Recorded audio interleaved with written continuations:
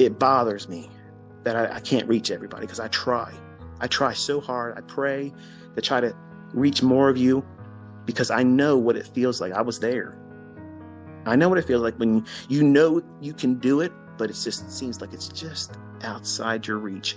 Your fingertips are just almost touching it. You can see it. You can almost grab it. You just got to hold on a little bit more time. Keep doing what you're doing, and it'll happen. Any other time when you're trading your 5 handles, getting out when you're hitting it and you're content with it, there isn't this invisible barrier out there. But then when you start wanting to do more, where you know if you could be consistent with this just a few times a month, wow, what would that do for your trading? Man, that would really set you apart. Like, you'd be top tier. You'd be in this upper echelon of trading. And everybody would look up to you, and you'd feel good about yourself. And you would feel like this is really respectable results, because you probably aren't really thinking that your 5 handles consistently every single day is respectable, when it is. It absolutely is. So there's a balancing act that has to be maintained in your growth. In the beginning, you're scared shitless. You don't know what you're doing. You're afraid to take a trade. You're afraid to lose. You don't want to be wrong. So you're worrying about all the wrong things in the beginning. But once you work out all that stuff by experience and conditioning yourself with back testing, doing demo trading, and you work your way into a very low threshold of real monetary risk when you decide to get into live fund trading, you start with a very small amount of leverage. And the graduation from that is going to be slow, not fast, slow. And the reason why it must be slow is because you don't know what it feels like to do it. When you start building up these larger positions, whether it be a funded account challenge, or whether it be now you're funded with a company, or you're trading with real money, those things are going to be heavyweight factors on your psyche, because you're going to be constantly worrying about, did I do this right? You're going to know that you did it too soon. Guarantee that's going to happen. You're going to feel that. You're going to feel it. And it's going to cloud your mind. You won't even be able to know when the market's telling you, I'm not going to do that. But you want it to be so badly delivered into your hands. You won't see it. You will not see it. And you'll hold on to it too long. And the worst case scenario, which is what you're trying to avoid, will actually happen. It will come back and roll against you. And that nice, big, handsome profit you had that was unrealized, and you knew you should have fucking got out, at least with a partial, you didn't do it. So now what are you doing? You're kicking yourself in the ass about that. Not ready. You're not ready. It doesn't mean you're never going to get there. It just means that you haven't desensitized yourself. You work up into it slowly. Now, partials, and I'll say this in closing, partials are a huge, huge benefit to, number one, developing students, because it teaches proper money management and proper trade management. And it helps you grow as a trader. It helps you understand risk. It helps you navigate order flow. But there is no, and I'm telling you openly, there is no recipe that's going to be appropriate for everyone. That's the part that you bring into it. That's your personality. If you're trading, if you're pushing a button, the result should be you're making money. That's it. Not did I impress the people that watch me. Fuck everybody that watches me. Seriously, I don't give a fuck if you like me. Okay? If I'm pushing a button and I'm taking on risk, the end of that trade, I better fucking make money. I don't care if you like my post. I don't care if you like my management of the trade. I don't give a shit. Because whether you like what I did or whether you didn't like it, if I didn't do something I didn't feel I should have done, or didn't do something I should have done, I'm beating my ass up mentally over that. You could never troll me. Any of you could never troll me as hard as I do myself if I know I did something incorrectly. Cheerlead yourself. Say, you know what? I fucking did this shit today this way and it paid out. I'm fucking hammering it. That's right. That's exactly right. And people think that's arrogant. Fuck them. Fuck these people that talk that shit, because they are not making money. So they're fucking miserable. They're miserable. But you're letting those types of people creep in. And you're trying to arm wrestle that shit. Oh, I'm going to show the brokies, the haters, the fucking ICT retards. That's what everybody fucking says about everything. And that kind of stuff is not necessary. You're increasing the level of difficulty for you to focus on what it is that you're really doing this for, which is make money. I've watched both of you literally get into fabulous fucking trades. Fabulous. And then later on, that wasn't enough. You weren't content with it. You went and did more. Or you had open profits. You had it right there. And you both have said, I just want to get a little bit more. As soon as you fucking say that, as soon as you feel that fucking impulse, I'm telling you, this is what I did to fix me. That King Kong moment. That's Larry Williams said that, if you ever get this impulse when you're in a trade and you whip out the calculator and you're like, I'm going to figure out how many, if I do this, if I hold on to it this much more, and if I hold on to this and I don't take much off of the position, I hold on to everything, I'm going to be able to make this much money. As soon as you start changing your mind about what you think it's likely to do or how far it's going to go beyond what you thought, and I don't know if you realize it or not, but as soon as you say it out your mouth, I don't know if I should, that's it. Close the fucking trade. You are managing your money. You're managing the risk. You're managing your trade. And guess what you're also doing? You're managing the expectation of your audience properly. That means you are seeing something. Your audience is watching you. And then now what are you doing? You're taking the action on saying, okay, I am no longer able to focus on this. It doesn't mean you suck as a trader. It doesn't mean that your concepts blow. It just means that you, as the operator, working in that market environment, you now have to pull the plug on the trade. And guess what you're doing? You're pulling the fucking trade at the height of the profitability while you're in the trade. If you just focus on what the fuck you're doing, and when you get these little vibrations that tell you, what's probably turning, close it. I've been doing it longer, and I would not look at that as weakness. But you probably think it's weakness. Oh, I got out of the trade, I bailed. Who the fuck is going to sit around and say, you're in thousands of dollars in profit and you collapsed it at the height of the trade, right then and there, it went further, but that's a failure? Nobody would say that. There ain't nobody out here that has common sense is going to look at someone in a position, start to finish, and they have thousands of dollars in equity and they close the trade. No one is ever going to say that's a fuck up. No one's ever going to say that's a failure. No one is ever going to say you did that wrong. And if they did, they're full of shit. But because you're trying to make these monumental Olympic-sized feats, the real sole reason what you're doing it for, you've made this something other than trading. You've made it an action movie. You've made it I don't know. You've lost the plot. And so many of my students and everybody else out there that teaches, I'm sure you have students too, that have done this shit. They lose the plot. You're in this to make money. You grow from a starting point that's rather modest, and you graduate over time, adding a little bit more and a little bit more. And you may discover that you won't become a 100-handle trader, but you can beat the fucking socks off of 30 and 40 handle runs. And you can find them all week long, up, down, sideways, everywhere. But a 100-handle run might not be your thing. Right when you feel that uncomfortable point, at the height of your trade, that's when you're doing it. You know subconsciously you should be closing that trade. You know it. But what you're really wrestling with is not because you're afraid that it's going to go and run in your favor. You're afraid if it does do that, that the audience is going to say, you fucked up, you didn't get that big run. That's really what's going on. That's what's going on. And you're not wanting to close the trade at the height of the trade's profitability when you're feeling that uncomfortable threshold because you haven't been there enough times yet. You're not desensitized. This is all new territory for you. And it's awesome watching it. It's fucking amazing watching it. I love it. I wish more of you would do it. I would watch the shit. I'm telling you, I would. But when you feel that discomfort, that's growing pains. That's you doing that last repetition to failure. Stop. Don't go anymore. You're not going to get any more muscle growth. Stop right there. I wish I could encapsulate. I wish I would have took the picture of my son's face.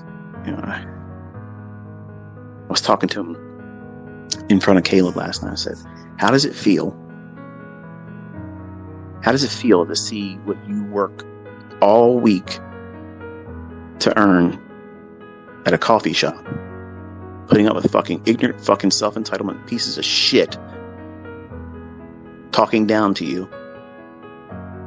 thinking that you're subhuman, you're a fucking servant, that they can wipe their fucking shoes on you like a doormat? How does it fucking feel to know that you did your whole week and more, a little bit more actually, in one day using one contract? How does that feel?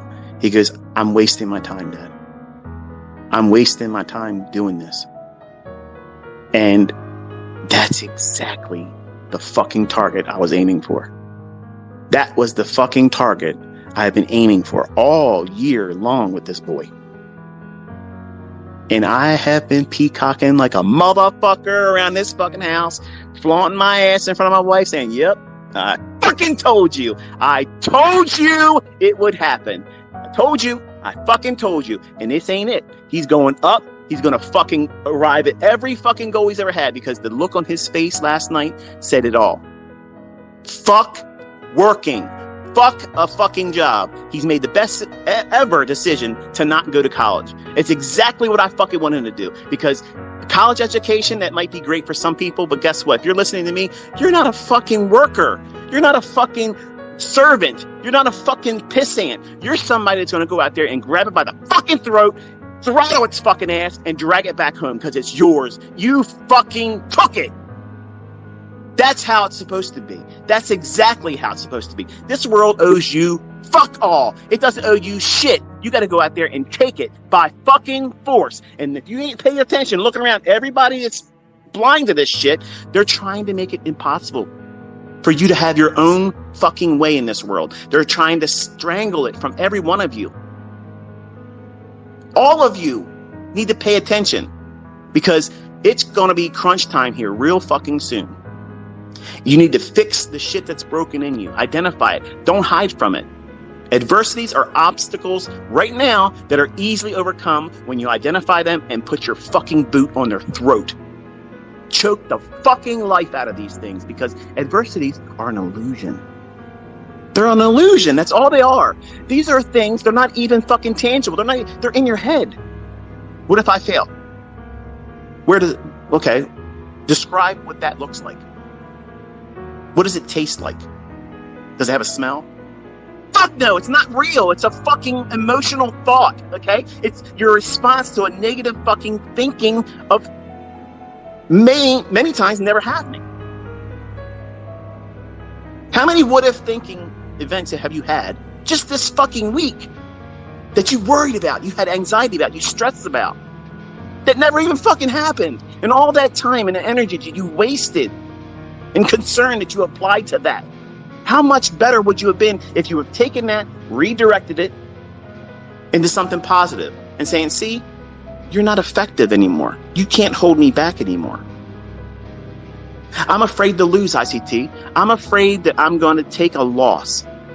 Okay, go out and lose. Go out there and lose in a manner where you can absorb it. Very, very small little paper cuts. And every time you have one, write down what you were expecting to see in the chart, how you felt, and at the end, how do you feel now that it happened? You're going to get to your root cause of what's causing you to take those trades. And it's going to be many times impulsiveness. Top of the list, it's impulsiveness. So how do you correct impulsiveness? You have a fucking plan with rules that says, I can only trade at this time if this appears in the chart. If it's not in the chart yet, I can't fucking touch the chart. I can't push the button. I can't do shit. I cannot risk more than a micro lot, single micro lot. That's how you should be measuring your results right now. Before you even start trading with a demo, your mindset should be, I'm only looking at the lowest denominator. The lowest thing I can make money on, that's the lowest amount of leverage. How many have you done that? Chances are probably not even 10% of you. You want to do fucking 5 contracts. I'm going to say something right now, and it's probably going to offend some of you. Just understand what I'm saying. It's rooted in sincerity.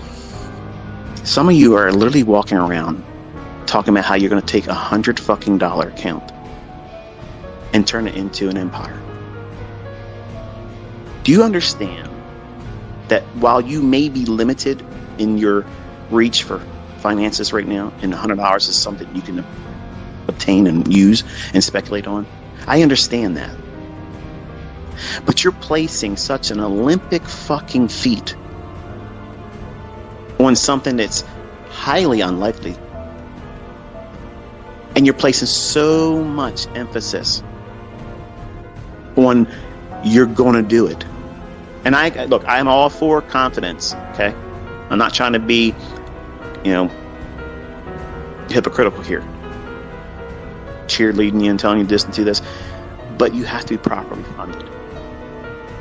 And you have to be realistic too. Can I take a $100 account and turn it into whatever the fuck I want? And given enough time, yes. But are you, where you're at right now in your present development, are you really equipped to do that? If you're not, be honest with yourself. Why would you try to do that? And when you fail, it's just going to be one more little thing for you to feel frustration over. Why would you want to do that? Because you're not going to feel empowered as a trader if you did it. Because if you're honest, you're going to look back and say, yeah, I was over leveraging there. I didn't trade with a stop loss. I took a lot of stupid things and thought they were trades because I was just trying to push. You're gambling. That's not trading. That's gambling. You're doing a scratch off mentality. You go to a store where they sell lottery tickets and you take it and you scratch it off with whatever you're scratching off, and there it is. And if you win, there's no skill involved. There's zero skill in that. That's real random shit right there. Everything I'm talking to you and teaching you with has nothing to do with randomness. You have to identify how you think in the negative aspects. Don't hide from them. Don't pretend they don't exist. Don't pretend that, that's not really, something to be worried about. It is. Because you are what you think. If you're fearful and doubtful about your ability to trade, guess what's going to manifest itself when you push the button? That's using the driver's seat. So why are you fucking surprised when you have the results that you're getting? Why is that a mystery? Why are you tweeting to me? What's wrong with me? Why aren't you asking that of yourself in your journal and doing personal reflections where no one can judge you? And I don't know what you're thinking. I can't fix that for you. You have to identify these trigger things that happen in you. And be honest. It might be embarrassing if you were to say it out loud in front of other people, but it should not be embarrassing for you to record it in your journal. That's your safe place. That's the thing that's your fortress of solitude. Not a motherfucker can touch you there. No one can ridicule you. No one can make fun of you. No one can hurt your feelings. That's the monster laboratory. You're building a fucking monster in the pages of that journal. You have to feed it. It needs to be fed. And it grows on eating and devouring negative fucking shit. Chomping it the fuck down, grinding it into bits. And then you feed it dessert. Self-love. I'm so thankful that I've been doing this skill set or this approach to studying. I'm seeing the fruits of it. You feed that journal that, and then you read it. You don't write it and then just never look at it again. You have to treat everything like you're nurturing a child. Because in you, if you're brand new, that trader is still a baby. Are you going to feed a baby? If you gave birth to a child, are you going to give it everything that's harmful to it? You're going to feed its mind with stupid shit on TV? letting it shape its mind and opinions about things. No, you're going to try to nurture it, shield it from bullshit, protect it, guard it. That's exactly what you're doing with the future self as a trader in a journal. And anybody, any fucking clown joke asshat that says journaling doesn't work, I guarantee you, I fucking promise you, they're broke. They're fucking broke. They don't know how to fucking trade consistently. They can't trade their fucking way out of a wet paper bag, but they're going to give you advice. They're miserable people.